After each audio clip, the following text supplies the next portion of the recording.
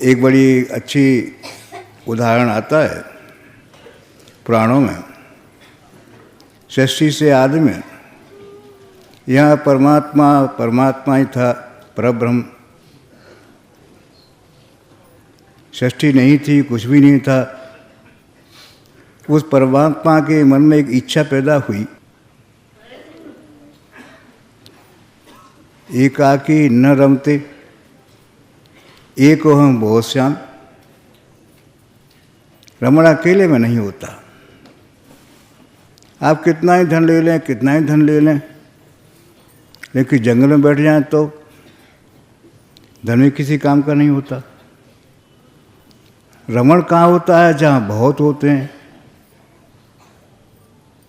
आप परिवार में हैं, अकेले रह जाते हैं, बच्चे चले जाते हैं, तो समय काटना रह जाता है, वहाँ नहीं रहता। रमण अनेकों में होता है। उस ईश्वर में एक इच्छा पैदा हुई, एकाकी न रमते एको हम बहुत श्याम। नहीं से बहुत हो जाऊं, बहुत हो जाऊं। बहुत होने के लिए यहाँ प्रकृति का अभ्युदय हुआ, प्रकृति का निर्माण हुआ। प्रकृति में निर्माण का काम है। जैसे आप मकान बनाते हैं, ईंट गारा ये सारी चीज लगाते हैं, तब कमरा बनता है। ऐसे निर्माण के लिए सामग्री चाहिए। ये प्रकृति थी, निर्माण की सामग्री है, जिससे हमारा आपका सबका यहाँ निर्माण हुआ है। अंदर कौन है? एकाकी न रमते। जिसे विचार पैदा हुआ तो एकाकी नहीं रहना है, बहुत श्यामी। वही परमात्मा इसमें रह रहा है, बैठा है। उस कमरे में जो हमने इस बालू से, सीमेंट से, ईंटों से बनाया है, प्रकृति से निर्माण किया है, उसमें परमात्मा बैठा है। लेकिन मुझे तो बाहर से कमरा सुंदर अच्छा लगता है, अंदर क्या है मैं देखता भी नहीं। ऐसे यहाँ हुआ। ये प्रकृति जिसका यहाँ निर्माण हुआ है बड़ी रमणीक है, पर इसी में रमण करता रहा मैं। मैंने अंदर नहीं देखा इसमें है क्या। अर्थात परमात्मा और प्रकृति, आत्मा और प्रकृति। आत्मा को नहीं जाना, प्रकृति को जाना। कैसे? एक फल होता है, संतरा आप सोच लें। एक छिलका ऊपर है, अंदर उसमें गूदा है। छिलके को खाते रहें तो कड़वा बेस्वाद रहेगा। अंदर रस भरा है, अंदर गए नहीं। ऐसे यहाँ हुआ। ये जो मेरे देह का निर्माण हो गया, इसे में स्नेह हो गया। इस अंदर क्या वो मैंने नहीं देखा, और इसका कारण हुआ जैसे संतरे का छिलका खाते रहेंगे, कभी खट्टा लगेगा, कभी कड़वा लगेगा, विस्वाद लगेगा। ऐसे ही शरीर का निर्माण होने से मैं सुख और दुख, अशांति में चला गया। वो जो परमात्मा, जो आत्मा था, जहाँ सच्चित आनंद था, वो सब छूट गया। संतरे का अंदर का रस मैंने नहीं खाया, छिलके का खाता रहा, तो क्या मिलेगा? अशांति, दुख। वही हम लेते रहे। अर्थात हमें देह का एक स्नेह पैदा हो गया। ये मैं देह बन गया खाली, अंतर की बात नहीं है। इस नए निर्माण से वो आनंद था, वो हमें नहीं मिला। ये संसार का सब दुख और सुख मिलता रहा। ये जो मैं बन गया, उसमें अहम बन गया, उस अहम से केवल यही सब रह गया। मैं मेरा, तू तेरा, दुख सुख, राग द्वेष और मृत्यु का है। यही हमारा जीवन। पैदा होते ही देवता में पैदा हो गया, जीवन जिया, दुख अशांति क्लेश इनमें सब में रहा, और डर लगा रहा मेरी मौत भी हो जाएगी। पैदा होना मरना, इनके बीच में मैं रहा और शांति क्लेश में देखता रहा। अंदर आत्मा में नहीं गया। आप जानते हैं प्रकृति असत्य है, प्रकृति में राग द्वेष भरा हुआ है, प्रकृति में अंधकार है, अज्ञान है। उस अज्ञान में यहाँ मैं बन गया, जबकि ये मैं था ही नहीं। उस मैं से यह सारा निर्माण हो गया, उससे मेरा अहम बन गया, मेरी बुद्धि बन गई, मेरा मन बन गया, ये सही का निर्माण हो गया। उस अहम से ही मैं सारा प्रभावित हूँ। मेरा मन, मेरी बुद्धि, मैं ये उस अहम से प्रभावित हूँ। उस अहम को संतुष्ट करने सारे काम मैं करता रहता हूँ, मेरा अहम संतुष्ट रहे। गलत सही सारे काम करता हूँ कि मेरा अहम संतुष्ट रहे। उसी में सारे दुख शांति बनती जाती हैं। आत्मा में आनंद, आत्मा सत्य है, चित्त आनंद। उस अंदर क्या ही नहीं। इस दुख का कारण ये हुआ, यहाँ परमात्मा सृष्टि होने पर भी, यहाँ सब में वो परमात्मा रमण होने पर भी उस परमात्मा आनंद नहीं मिला। दुख और सुख या शांति मिलती रही, जीवन और मरण मिलता रहा। वास्तविक आनंद तो वो प्राप्त हुआ ही नहीं, क्योंकि वो आत्मा में गया ही नहीं।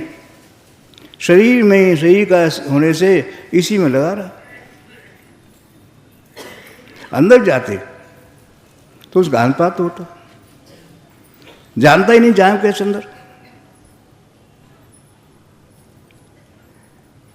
संतों ने कहा अंदर जाके देखो है क्या।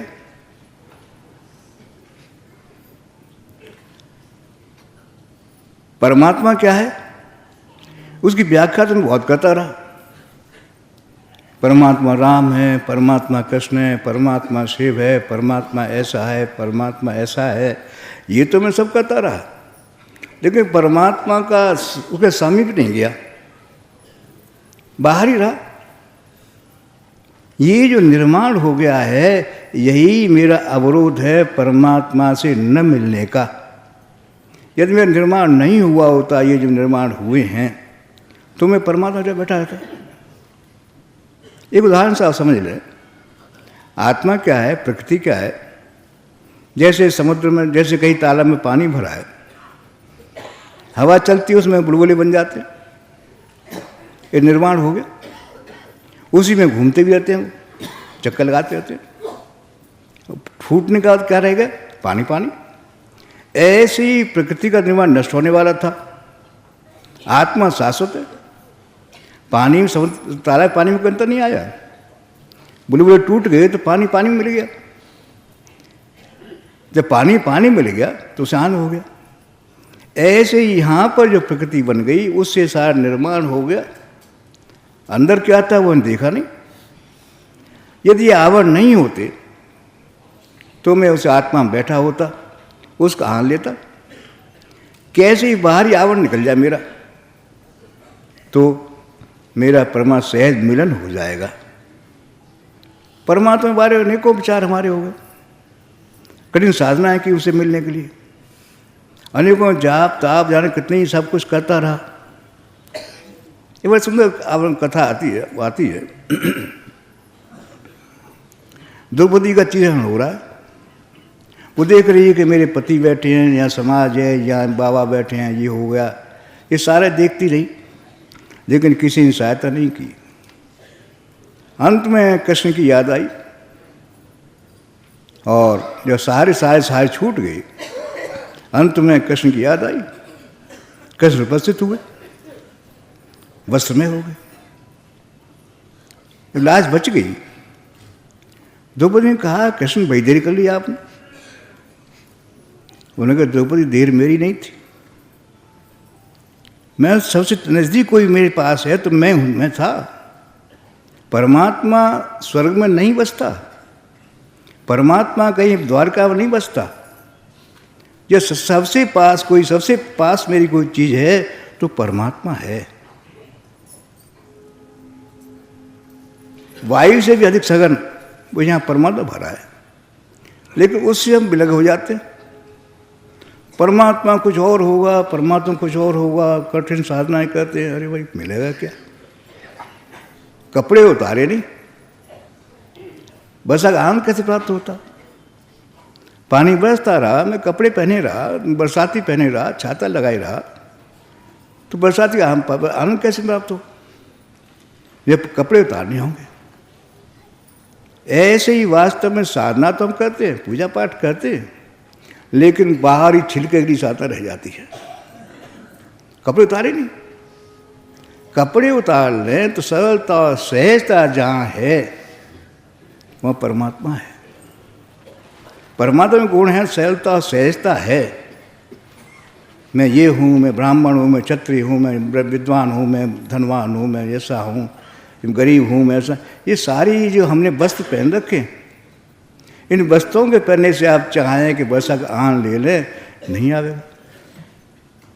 इसे उतार दें, वर्षा का आनंद आप ले लेंगे। वो इतना ही साधना काम है। साधना परमात्मा मिलाने की नहीं है, साधना आपके वस्त्रों को उतारने की है। जहाँ वस्त्र उतर जाएंगे, सरलता सहजता आप आ जाएंगे। ये बनावट है जो हम ओढ़े हुए हैं, मैं ये हूँ, मैं ये हूँ, मैं चेला हूँ, गुरु हूँ, ये है वो, जितने भी हम विषय लगाए हुए हैं वो सारे हमारे वस्त्र हैं। हम उतारने होंगे, उतारने होंगे, उतर जाएंगे और सरलता सहजता में आ जाएंगे। नवम सरल सबसन छल हीना, मम भरोस यशन दीना। आप जानते हैं वायु क्यों इतनी आवश्यक है? वायु सरल है, सहज है। सरलता क्या है? नाली पे गई, कुछ बदबू भी ले ली उसने, लेकिन छोड़ दी आगे चल के। क्यारी में गई, खुशबू ली फूलों की, छोड़ दी आगे जाकर। उसमें न खुशबू है, न बदबू है, कुछ भी नहीं। सरलता सहजता है। परम कुछ बने समझाते इसे। वो कहते थे जैसे लकड़ी का तख्ता पानी डाल दें, वो तैरता रहेगा। उसका गुण तैरना है। उस पर सोना रख दें, डूब जाएगा। कोयला रख दें, तब भी डूब जाएगा। कुछ भी रख देंगे, डूब जाएगा। सरलता क्या है? उस वैसे तैरने दें। जीवन का ध्येय वही है। ऐसे ही वास्तव में ये हम पर आवरण चढ़ गए हैं, इनको उतारने साधना हमें करनी है।